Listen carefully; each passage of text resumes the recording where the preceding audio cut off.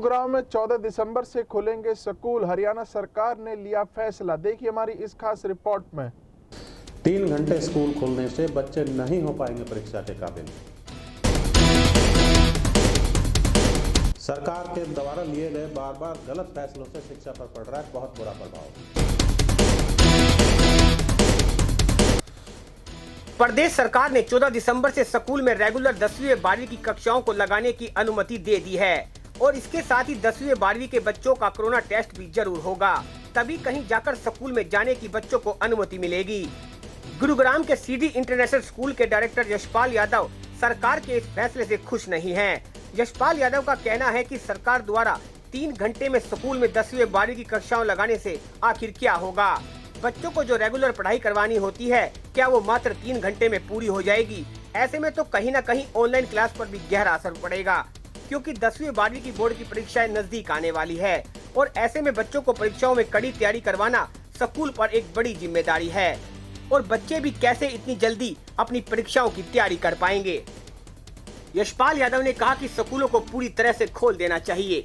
6 वर्ष से ऊपर के बच्चों के लिए सभी स्कूलों में कक्षाएं लगा देनी चाहिए, जिससे बच्चों के भविष्य पर कोई आंच ना आ सके। सभी स्कूल सरकार की सभी गाइडलाइंस को बेखूबी से पालन भी करेंगे, लेकिन सरकार को भी कहीं न कहीं स्कूलों की तरफ सोचना होगा। कोरोना टेस्ट के लिए स्वास्थ्य विभाग द्वारा सभी स्कूलों के अंदर बच्चों के कोरोना टेस्ट करवाएं, जिससे स्कूल बच्चों को भी राहत मिल सके।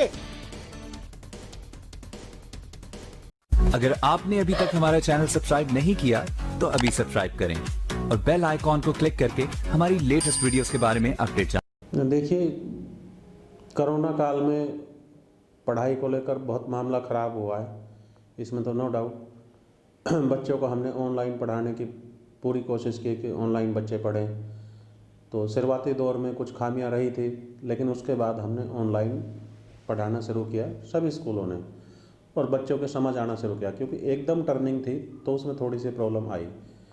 अब मुझे लगता है कोई ज़्यादा प्रॉब्लम नहीं है, अब बच्चे ऑनलाइन भी अच्छे पढ़ रहे हैं। दूसरी बात यह कि 14 तारीख से जब स्कूल खुल रहे हैं तो उससे ऑनलाइन जो क्लासेज चल रही है, जो एक रिदम बना हुआ है, वो रिदम टूट जाएगा, क्योंकि सरकार ने कहा कि 3 घंटे के लिए स्कूल खोलिए। अगर सरकार कहती है कि फुल टाइम के लिए स्कूल खोलो, पूरे समय के लिए स्कूल खोलो, तो बहुत अच्छी बात थी, क्योंकि हम उस ऑनलाइन को हटा के सीधे ऑफलाइन में बच्चों को क्लासरूम एजुकेशन पर ले आते हैं, जिससे बच्चों को जो कुछ कमियां रह गई थी, जो ब्लैक बोर्ड की जहां कमियां रह गई थी, वो कमियां हम पूरी कर देते। अब कहा कि 3 घंटे खोलो, अब बच्चों को उसमें टाइम वेस्ट ज़्यादा होगा, आने और जाने में ही काफ़ी टाइम लग जाता है। 3 घंटे स्कूल में रहेंगे, उसमें सारे पीरियड हो नहीं पाएंगे, तो जब सारे पीरियड हो नहीं पाएंगे फिर हमें ऑनलाइन एजुकेशन पर ही जाना पड़ेगा, तो वो रिदम अच्छा नहीं रहेगा, वो रिदम टूट जाएगा, ख़राब हो जाएगा, उससे बच्चों को लॉस होगा, उससे बच्चों को फ़ायदा नहीं होगा। सरकार को पूरी तरह से सोचना चाहिए था कि 9th और 11th क्लास, जो कि रीढ़ की हड्डी मानी जाती है 10th और 12th क्लास की, जब आप 9th क्लास को नहीं पढ़ोगे या 11th क्लास को नहीं पढ़ोगे तो आप प्रिपेयर हो नहीं सकते हो 10th और 12th क्लास को लेकर। तो ये सरकार में इतने अच्छे लोग हैं मेरे हिसाब से, जो सोचने समझने की काफ़ी अच्छी काबिलियत रखते हैं, हमारे एजुकेशन भी काफ़ी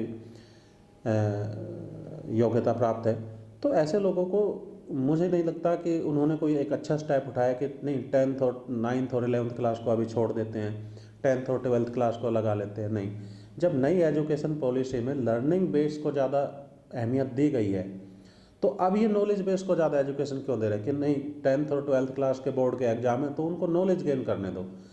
भाई नॉलेज तो हो जाएगी, लेकिन लर्निंग पर जब सरकार ज़्यादा ध्यान दे रही है और जब हम ऐसा मानते भी है, पूरा राष्ट्र ऐसा मानता है, हमारी सरकार, मोदी सरकार ऐसा मानती है कि नहीं एजुकेशन लर्निंग बेस होनी चाहिए, तो फिर आप 9th और 11th क्लास को क्यों छोड़ रहे हो?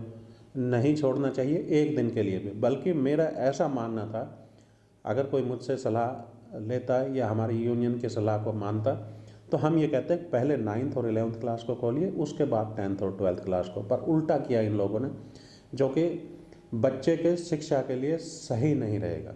पिछले 8 महीनों से बंद पड़ी कक्षाओं से बच्चों की पढ़ाई पर बहुत गहरा असर पड़ा है और ऐसे में सरकार के फैसले कहीं न कहीं स्कूलों के लिए भारी पड़ सकते हैं, क्योंकि समय कम रह गया है और ऐसे में बोर्ड की परीक्षाएं काफी नजदीक आ चुकी हैं। नहीं, देखिए, कोरोना काल के दौरान हमें एहतियात तो बरतनी चाहिए, ये तो मैं हमेशा ही मानता हूँ, क्योंकि मामला बच्चों से जुड़ा हुआ है, मामला अति संवेदनशील है। तो लेकिन सरकार एहतियातन कुछ कार्य कर नहीं रही है, सब कुछ दूसरों पर डाल देती है, अपना पीछा छुड़ाने के लिए दूसरों पर डाल देती। अब ये कहा कि बच्चे स्वयं जाए और टेस्ट करा के आए और टेस्ट की रिपोर्ट लेके आए स्कूल के अंदर, और स्कूल तब एंट्री करने दे जब वो रिपोर्ट देख ले। भाई ऐसा नहीं होना चाहिए। ये बच्चे हैं, आप इन पर ला दो मत। आप अपने स्टाफ में से किसी को भी स्कूल के गेट पर बैठाइए, वहाँ उनका टेस्ट कराइए। वहाँ टेस्ट होने के बाद जब पता लगे कि इसकी रिपोर्ट पॉजिटिव है या नेगेटिव, क्योंकि आजकल साथ साथ रिपोर्ट देने की भी कि इस तरह की टेक्नोलॉजी आ गई है, तो उसी वक्त आप टेस्ट कर लीजिए। आप पीएचसी में उनको भेजेंगे, लंबी लंबी लाइनें लगेंगी। जब लंबी लंबी लाइनें लगेंगी तो कोरोना और अधिक फैलने का खतरा नहीं होगा, क्योंकि जब इतने सारे बच्चे हैं, जब चेक कराने के लिए जाएंगे किसी सेंटर पर तो लंबी लाइनें लगना लाजमी है। तो जहाँ लाइनें लगेंगी फिर वहाँ कोरोना फैलने का ज़्यादा खतरा हो जाएगा। तो सरकार को एहतियातन ऐसा करना चाहिए था कि स्कूल के गेट पर ही बैठकर वो टेस्ट कराने चाहिए थे, और वो टेस्ट कराने के बाद उनको एंट्री कर देनी चाहिए थी। और जो एसओपी सरकार के द्वारा जारी की गई है वो मुझे लगता है कि वो बिल्कुल परफेक्ट है, और उसको हमें पूरी तरह से पालन करना चाहिए। चाहे उसमें सोशल डिस्टेंसिंग की बात हो, चाहे उसमें सैनिटाइजर की बात हो, चाहे या उसमें दूसरे अन्य तरह की कोई भी बात हो, चाहे उसमें टीचर के टेस्टिंग की बात हो, तो जो बात हो वो पूरी तरह से हम उसका मानने के लिए बाध्य हैं। सरकार जो कहती है वो बिल्कुल पूरी तरह से उसका पालन करेंगे, बशर्ते बच्चों का टेस्ट स्कूल कैंपस में आकर स्वास्थ्य विभाग के द्वारा कराया जाना चाहिए। ऐसी हमारी मांग जरूर है। गुरुग्राम से एनसीआर न्यूज के लिए एमी शर्मा की खास रिपोर्ट। इस वीडियो को ज़्यादा से ज़्यादा शेयर करें, चैनल को लाइक व सब्सक्राइब करें। नमस्कार।